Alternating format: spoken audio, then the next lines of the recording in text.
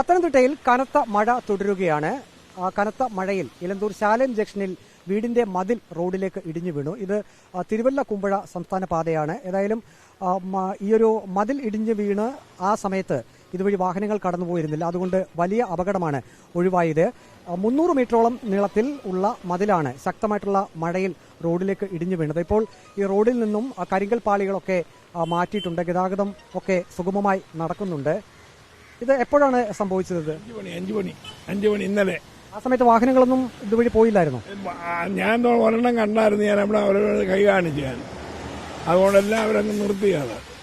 ഇവിടുന്നുള്ള കാണത്തില്ലായിരുന്നു. അവിടുന്ന് ഞാൻ ഓടി വന്ന് കൈ കാണിച്ചു നിർത്തുന്നെന്നും പറഞ്ഞ് കല്ല് വീണോണ്ടിരിക്കുകയില്ലോ അങ്ങ്. അപ്പോഴത്തേനും ഇടിഞ്ഞിടിഞ്ഞ് വരുമായിരുന്നു. ഇവിടുന്നാ തുടങ്ങി. ഇനിയും ഇടിയാനുള്ള സാധ്യതയുണ്ടെന്ന് തോന്നുന്നു അല്ലേ? ഇനിയും സൂക്ഷമുണ്ട്. ഈ പോക്കല്ലേ പോകുന്നു വണ്ടി. ഉടൻ ചെയ്തില്ലെങ്കിൽ ഇത് ചെയ്യാൻ ഞങ്ങൾ തിങ്കളാഴ്ച ഇനി ഇവര് വിവരമൊന്നും പറയാത്ത താമസമുള്ളൂ. എന്തുവാ ഓണം കെട്ടാനാ. കാലപ്പഴക്കമുള്ള മതിലായിരുന്നു. അല്ലല്ല, ഒരു 10 രൂപ. റോഡ് സൈഡൊക്കെ അങ്ങനെയല്ലേ കെട്ടത്തുള്ളൂ. 10 വർഷം കാണും പഴക്കം. ശക്തമായിട്ടുള്ള മഴയായിരുന്നു. ഭയങ്കര മഴയായിരുന്നു. ഞങ്ങളിതുകൊണ്ട് അതിനകത്തൂടെ എങ്ങും വെള്ളം ഇതിനെ മനുഷ്യന് നടക്കത്തില്ലായിരുന്നു. അതുപോലുള്ള മഴയായിരുന്നു. വീടിനും ഒരു ഭീഷണിയാണല്ലേ മതിലിടിഞ്ഞത്? സാരമില്ല. പിന്നെ ഞങ്ങളുടേത് ആണെങ്കിൽ പേഴ്സണലായിട്ടുള്ളതാണെങ്കിൽ നമുക്കൊരു ലിമിറ്റ് ഉണ്ടല്ലോ. ഇത് പബ്ലിക്കിന്റെ ആകുമ്പോഴില്ലേ നമുക്ക് പേടി. അത് തന്നെ ഇന്നത്തെ യഥാർത്ഥം പറയാൻ ഇന്നത്തെ യൗവനക്കാർ പിള്ളേരും മഹാചട്ടം വീഴുന്നുള്ള തോന്നിയ ദിവസമൊക്കെ അവരോട് നിർത്താൻ പറഞ്ഞാൽ പറയും നീയാക്കാന്ന് ട്രാഫിക്കിന്റെ ജോലി ചോദിക്കുന്നു.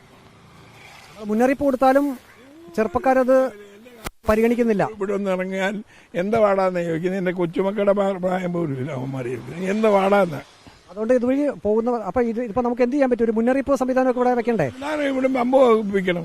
1-2 പമ്പ് ഈ ഇടയ്ക്കിടയ്ക്ക്. ഈ റോഡ് ഏറ്റവും സ്ട്രെയിറ്റ് ആയിട്ടുള്ള റോഡാണ്. അതുകൊണ്ട് ഹൈ സ്പീഡാണ് എല്ലാവർക്കും. 1-2 പമ്പ് വെച്ച് കൊടുത്താൽ മതി. അന്നേരം മാറും. നിങ്ങളിപ്പോ ഇവിടെ കിഴങ്ങുന്നല്ലോ പടിഞ്ഞാറെന്ന് വരികയാണെങ്കിൽ തന്നെ ഈ ഒരു LP സ്കൂളുണ്ട്. അതിന് മുമ്പിൽ ഇങ്ങനെ വളവ്. ആ പിള്ളേർ സ്കൂളുള്ളവരുടെ യാതൊരു വാണിംഗ് ബോർഡുമില്ല. ഇതുവഴി പോകുന്നവര് കുറച്ച് സൂക്ഷിക്കണം. അല്ലാതെ ഒന്നും ഒരു രക്ഷയുമില്ല. വീട്ടുടമ, അങ്ങയുടെ പേരെന്താണ്? ജോർജ് ഈശോ. ഓക്കെ.